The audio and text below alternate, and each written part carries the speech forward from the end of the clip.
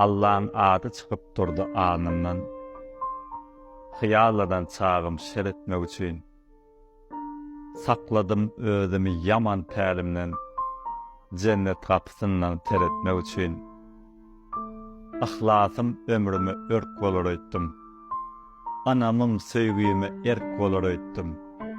Bir gızgın yüreği terk edip qaytdım, bir gızgın yürekde yer etmek üçün. Gam bilen gussamdan dörärdi dağam, biri inim morlu birisi ağam. Ukladım uqymyň gelmedik çağam, ömrüm kyn günlerini saratmak üçün. Doklugymda dıňzap dulum depmedim. Aşlykda billermän agdym bekledim.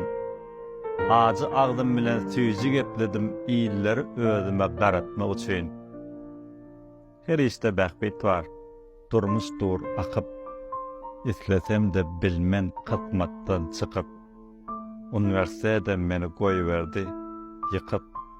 Has güýçli keremi döretmek üçin.